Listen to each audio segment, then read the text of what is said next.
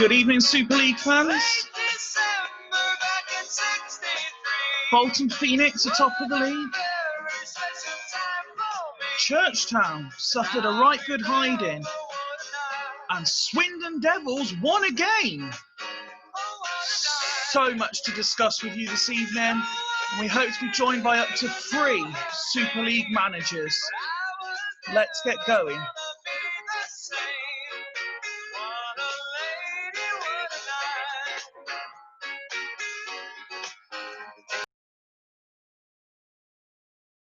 Yes, good evening, Super League fans. We had a midweek show on Thursday night. It was a cracker, some shock results, some amazing performances, and one of them, while I wait for my guest to arrive tonight, was the fact that Swindon Devils beat Midlothian. A shock by anyone's standards, a performance that was a million times what the Devils have put in recent weeks. So it was just an opportunity, again, while we wait for my guest, but for me to say how happy I am with the result, with the performance. Football's a cutthroat industry. There's not many people you would call friends in the industry. And for that reason, I think in their heart of hearts, Ian and Neil will be as happy for me and happy for my team winning, because you know they're two gentlemen of the sport, of the league, and I'm sure, yes, they'll be disappointed they didn't get the result against Swindon, but they'll be delighted for me and for the team that we finally did get a result. Here comes our first guest now. We'll just invite him in with arguably the performance of the week. Chudley Cannons manager Scott is joining us this evening. When he connects to audio, I'll just give him a wave to know if I can see him. Good evening, Scott. How are you? Evening, mate. I'm good. Are you? Yeah, thank you for asking. Thank you for joining me this evening. Before we get going, how's your stream going? The Margate, let me get this right. Is it Margate to Milan? Yeah, that's right. Me and Ian are streaming Margate to Milan. We've just had a good hour or so this evening. Yeah, it's been good fun. Yeah, enjoying it. Good. And listen, when either one of you are involved in something, I would recommend people get involved and watch it. Having both of you involved, it's must-see streaming. And with the community embracing stuff like this, obviously, Boise's done a lot of stuff over the sort of summer and lockdown period. You guys doing it, all the races. I mean, my Old Firm race is just coming to an end. Everyone's embracing it, and it's going well. So I'm hoping that you will, as you get into it, you boys will attract the crowd, and they will embrace it the way you deserve them to, because it should be good fun. Yeah, it should. We had a few technical difficulties to begin with, and we're still just trying to figure out how we can see sort of the online comments and stuff, so that we can get a bit more interaction from people who are jumping on and off. But we'll overcome that, I'm sure, soon, and get plenty of people jumping on and off and interacting and all that sort of stuff. But yeah, it's been enjoyable, good fun. Tonight's stream got a little bit heated at times. So a few disagreements over team selections and bits and pieces like that. So yeah, it's if you get a chance to watch it back, it'll be good fun. You're not quite the well-oiled machine yet that Ian and Neil seem to be for Midlothian. Is that what we're suggesting? Well, basically, I refuse to make cups of tea, and he doesn't like it. So you know. But yeah, no, we agree on most things. I won't spoil it for those who want to jump on and have a look, but yeah, it's good fun. Good. I'm hoping that we will both be joined by Midlothian boss Ian and by Dragons boss Jamie as the night goes on. But my partner in crime for Super League reviewing, let's get started, and let's go to the top of the table. Yeah, let's. Bolton Phoenix, for all the criticism I've given them, I have to give them a hearty and well-deserved round of applause. They are now top of the table, albeit on goal difference, but they are top of the table. They went into their derby game midweek on the back of a 2-0 win over Midlothian. And they got the job done. They won 2-1 over their rivals Palma-Panaikos. And interestingly, I'll get your views on the game, but at the same time, when we look at them now being top, they've only conceded 16 goals, which is incredible at this stage of the season in the Super League. With that sturdy defensive record, do you see them perhaps finishing top? Yeah, they've got as good a chance as anybody to finish top. I sort of alluded to it over the last 2 or 3 review shows, and I've spoke about Bolton Phoenix quite highly over the last 4 or 5 weeks. Yeah. Whatever you've done to your camera, you've gone sideways. There you go. Sorry about that. Everyone's going to be listening to you. Yeah, I've been talking Bolton up for 4 or 5 weeks now. There's been quite a bit of comments about their sort of poor defence, and they've not hit the heights that they did last year. Well, actually, they're just about hitting the heights that they did last year, around about the same time they did last year. And they're looking pretty formidable, to be honest. They've conceded less than a goal a game. Their big players are coming back into it. You know, Montella's scoring goals, Raul's performing, Veron's performing. You know, so yeah, they're going to be tough to stop. And on Palma-Panaikos, they went into the game off the back of a 1-1 draw with Astor, which it'll be a recurring theme, that sort of top 6 who will get into it throughout the conversation. That could prove a vital point, the draw last week against Astor, when you consider this defeat to Bolton. Do you consider them, obviously, again, you're in the mix for it, but do you consider them in real jeopardy of dropping out? I think if anybody's going to drop out, it's going to be Palma-Panaikos. And look, they're really up against it now. Aston have been there or thereabouts for a couple of weeks. We've put a really good run together to drag ourselves right back into the mix. And Palma-Panaikos are just not performing as they did in the sort of first 6 to 10 games. But having said that, I think Mac will be disappointed not to come away with anything against Phoenix. First half, I think they were probably the better team. And half-time came at the right time for Ryan, and they got the job done in the second half. But, you know, I think Mac will take some positives from that game, and we'll try and build on that into the running to hang on to that final playoff spot. They are only 1 point ahead of 7th and 8th, and one of those 2 teams that won behind is yourselves, with not just, in my mind, performance of the week, but definitely one of the standout performances of the season. Not only have you beat Churchtown, you went into their backyard and put 5 past them.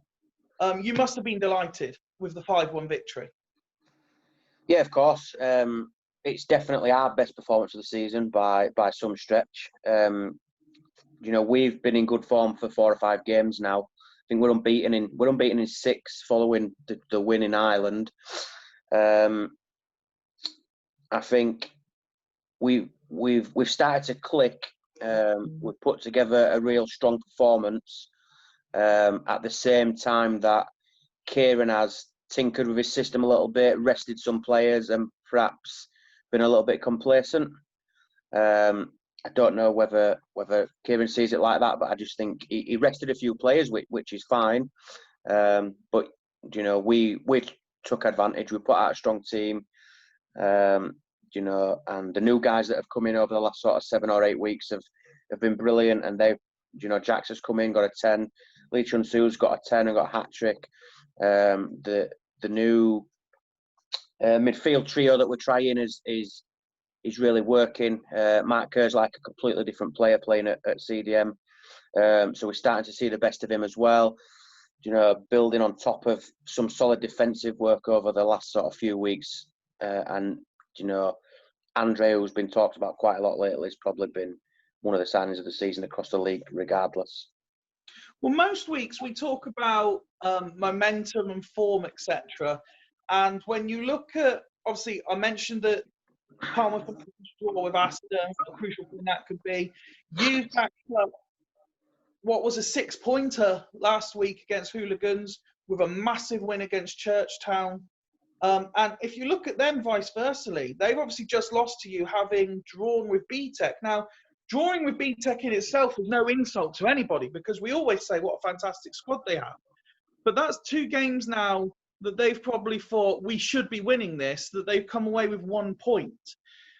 Something I did note when I was doing the research for the show is everyone knows they score goals. 52 goals, top scorers in the league. It's no surprise at all. But they have conceded 38 goals, which is not just the top in the top 6, but to put it into comparison, Swindon Devils, rock bottom in the league, conceded 35. Yeah, I did actually notice that. I mean, obviously the fact that we put 5 past them has not helped that. And there's a lot. They're always involved in high scoring games. Yes, they score a lot of goals, but obviously they concede a lot of goals. I think the reverse fixture when we played them at home was I think there were 7 goals in that game as well. We won 4-3 in the last minute. So yeah, I think, look, Kieran's played some really expansive football. They've played with only 2 defenders and 1 CDM for quite a lot of the season, trying to score goals. I don't think Kieran's bothered about conceding as long as he's scoring more, which is a great way to play champ, in my opinion. I'm always a believer of I'll try and score more than the other team. I find it a bit boring if you try and keep clean sheets and win games 1-0, whatever. But yeah, I just think if he's going to hang on to his top 2 spot or push on for the league, the league leaders title at the end of the season, you have to tighten up a little bit defensively, because Bolton are hitting form. And they've still got Vallon and Midlothian in the mix as well. I would still say Churchtown are, along with Bolton, favourites for the top 2. But I think Kieran might make a little tweak to his system just to try and tighten up a little bit.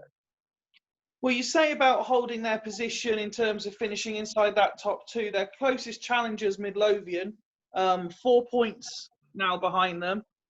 They come off the back of what was a terrible performance and result in the 2-0 reverse against Bolton Phoenix, with another 2-0 reverse, somewhat surprisingly, away at Swindon Devils. Now, while I was waiting for you to join, I said a little bit. The one thing I didn't say while reviewing my own team's performance was what a beast Montero was in that game. I mean, a 10 out of 10 rating. He was solid as a rock. It was ridiculous. So I'm going to sort of open it up to you now to sort of say where that leaves Midlothian. 2 2-0 defeats in a row against what is now top and bottom in the league. Yeah, I mean, I had a sort of a chat with Ian earlier on about this sort of before we streamed, and I told him I didn't like his system. I don't like the 2 AMCs behind 2 strikers. I know Alf's had success with it, but he's played with that system for a very long time and seems to make it work to some extent. But I personally don't like it. I think he overreacted to it out of frustration from the defeat to Bolton without having a shot on goal. Tried to go a bit gung-ho and said, you know what, we're going to try and smash Swindon to make up for it. When actually, if he'd have played his tried and tested system, would have probably got a better result. So when I saw the lineup, your lineup versus his lineup, I always thought that there was a chance you could get something out of the game. And I don't want to ram home the topic too much, because I get accused of enough bias as it is. Do you think, obviously, that's now 4 points in Devils' last 2 games. Is it a case of credit where it's due? Because we could have just given up and just conceded every game, but, they're still trying to get points? Yeah, absolutely. Credit where it's due, Fifid. You've taken a lot of flack from some of the other guys this season. You've aired a lot of frustration. You, especially towards your big players, the players that have let you down, your Ronaldos, your Zidanes and stuff, and you've had them in and you've had them out, but the thing is, you've kept trying different things, and then sort of over the last sort of maybe 6 games or so, your performances have got a little bit better without picking up the results, but now you're sticking to sort of a core formation, little tweaks here and there with maybe instructions and little changes, but a core formation, and it's paying dividends for you. So absolutely credit where it's due in terms of staying patient, keep you've kept trying different ideas and all that sort of stuff, which, you know, it would have been so easy just to say 5 or 6 games ago, fuck this, Martin. Do you know what? Just put out the same team week in, week out. Let me know if I've got an injury and I'll change it up. So, no, absolutely credit where it's due. And then the final point on the Devils before we move on. Only 16 goals this season. Without question, attacking has been my biggest issue. I've made no secret of that. 7 points adrift at the bottom. It's the biggest gap any team has from the team above them. At this late stage, are we pretty much saying no matter what happens, I'm pretty much done? I'm not going to catch anyone at this point, am I? No, I don't think you will, mate, unfortunately. But look, all you can keep doing from my perspective is keep plugging away, keep working on your system, keep trying to pick up points, and work towards next season so that you can start next season with, you know, a system and a shape that you're comfortable with, that you can maybe tweak game by game. Obviously, there'll be a transfer window in between, so you could potentially get some new players in. But yeah, I just think you've got a decent spine. You know, Montero's great, but you've been let down by, look, your creative players haven't created and your goal scorers haven't scored goals. You know, if you don't score goals, you don't win games. Simple as that. And you'll be hoping any turn in form continues as I play Palmer for Nikos at the weekend. So we'll see what happens there. 4th place in the table is currently housed by the Swedish Supernova Valen. They followed up their slightly surprising 0-1 defeat at the hands of Sloths with a 1-1 draw against Hooligans. If you're Andreas, are you getting frustrated now that the quality his side has is not getting the results they should be? Yeah, I think he probably is getting frustrated in that he was so good and so strong and looked such a powerhouse last season. I know sort of earlier on in the season he said that he got a bit frustrated and wanted to score some more goals, play a bit more attacking football.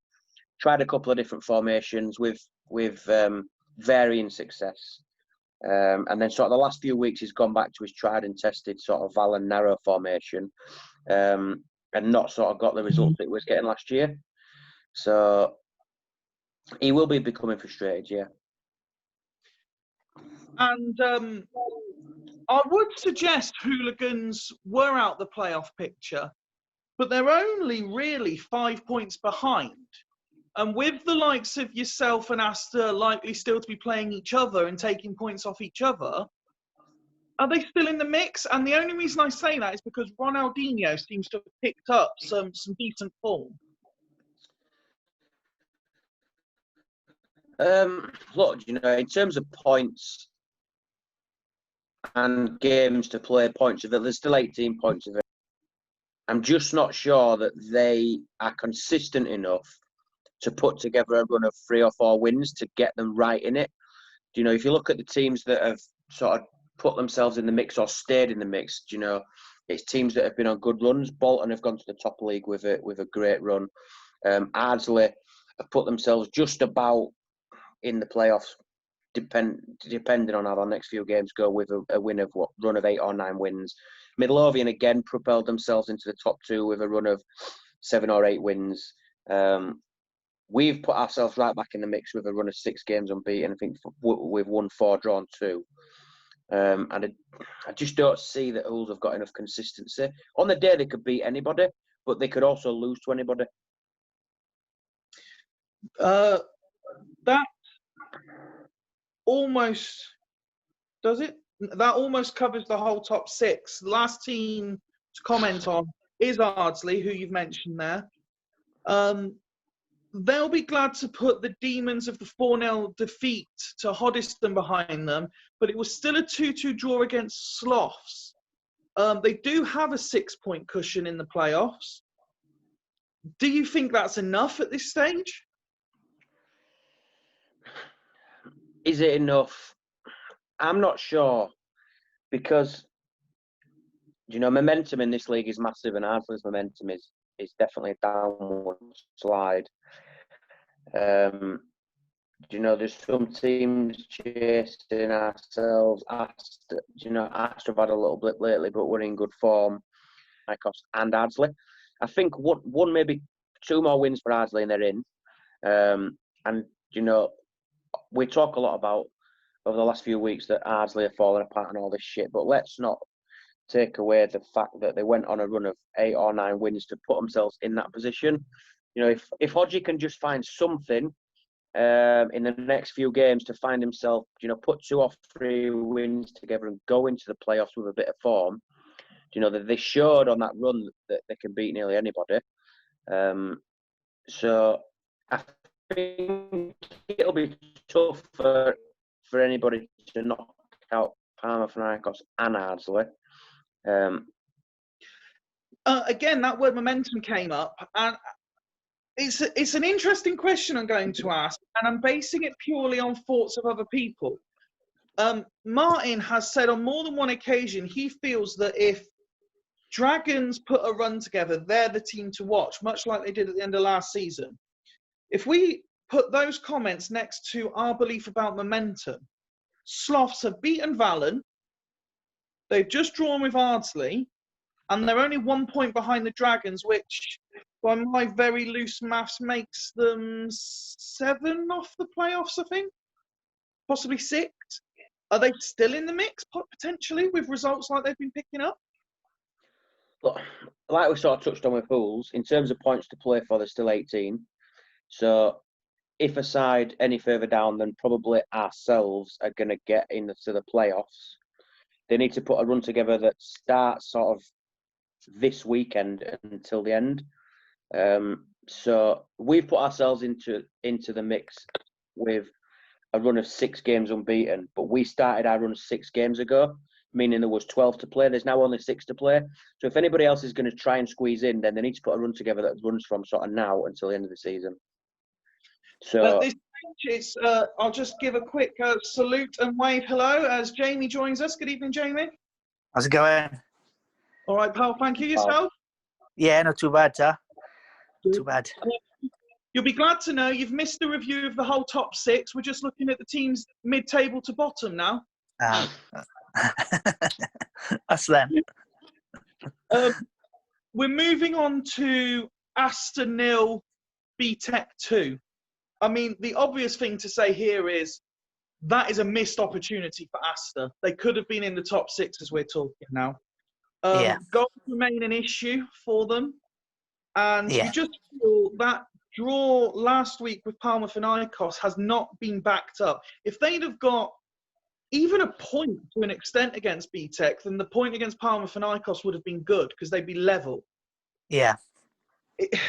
We've spoken about, or Scott more eloquently has spoken about the likes of hooligans, sloths, and a lack of consistency affecting them.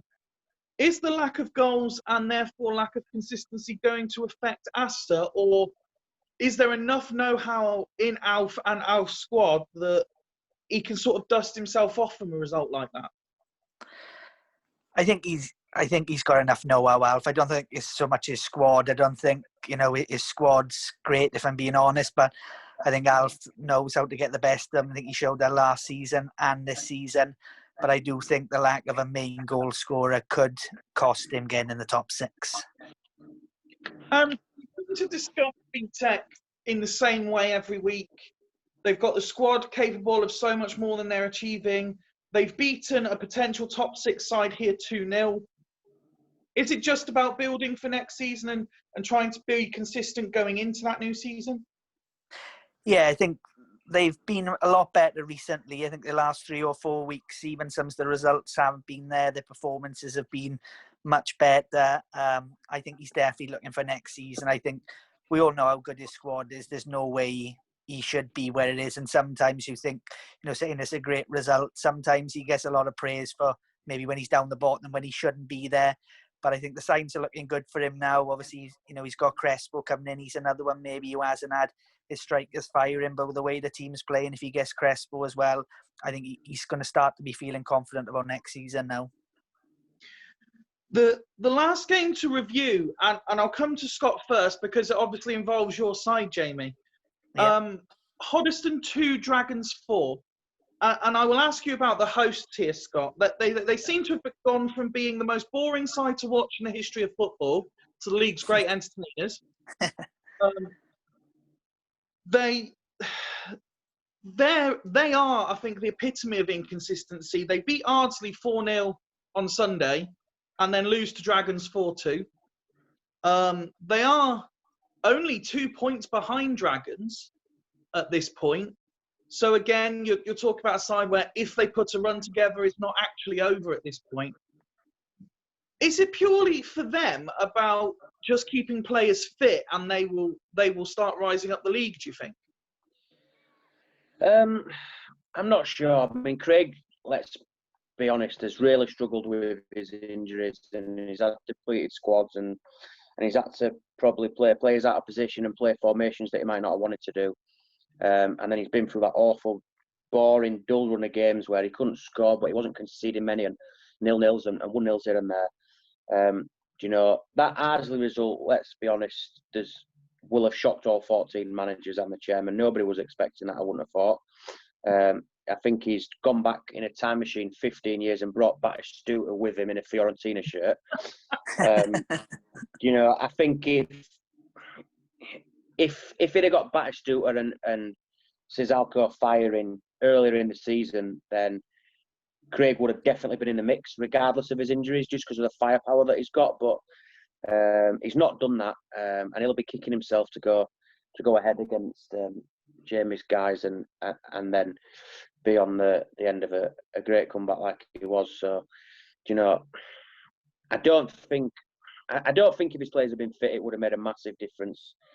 Because even at the start of the season, when he did have a full squad to choose from, he was still struggling for consistency.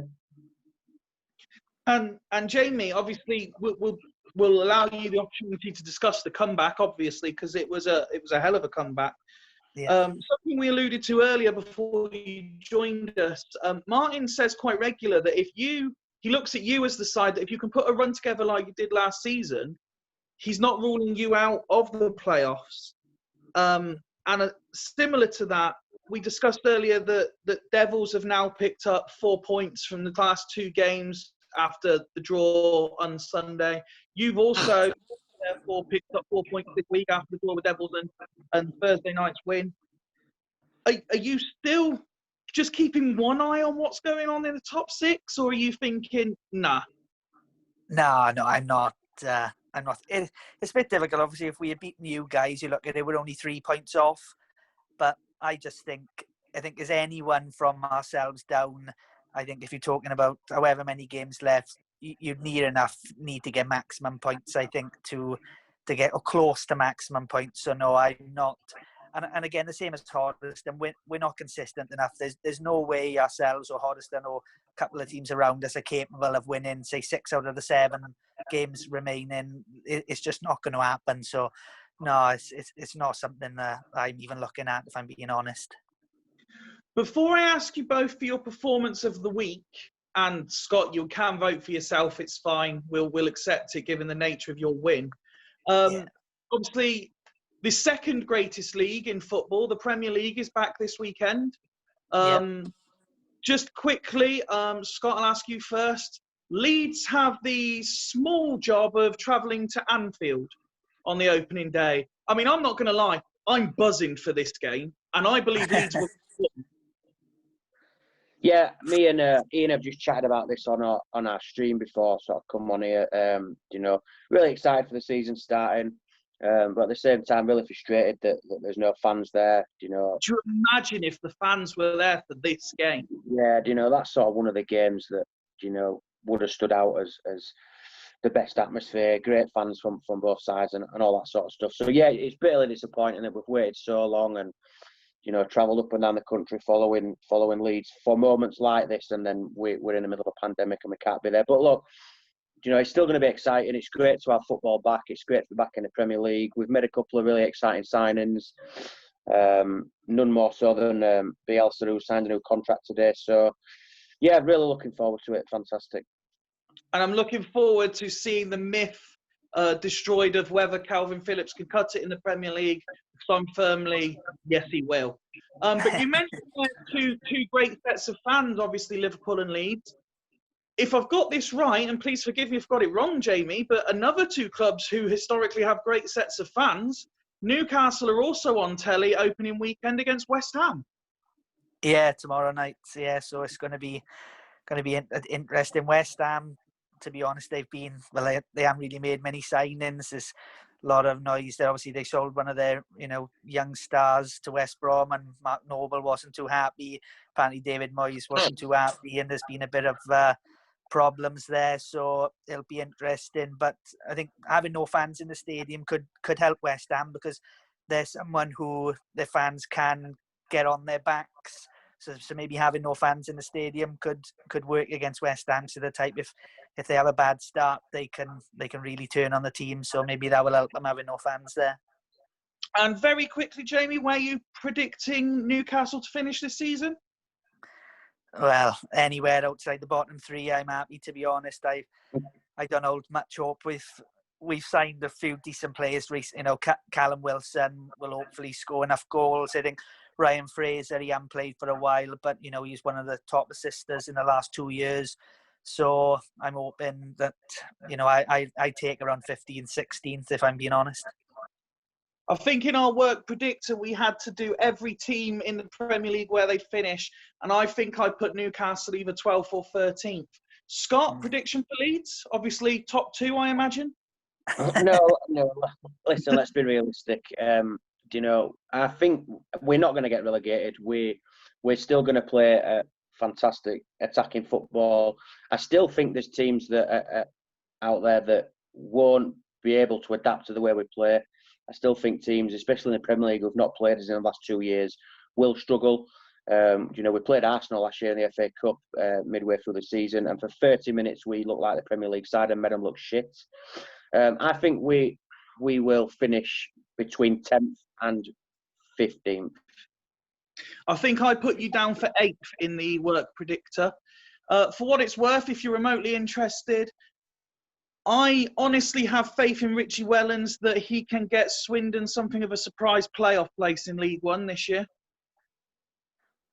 We're on our way. It could be the first time I see Swindon play in the Championship. You're all. I hope.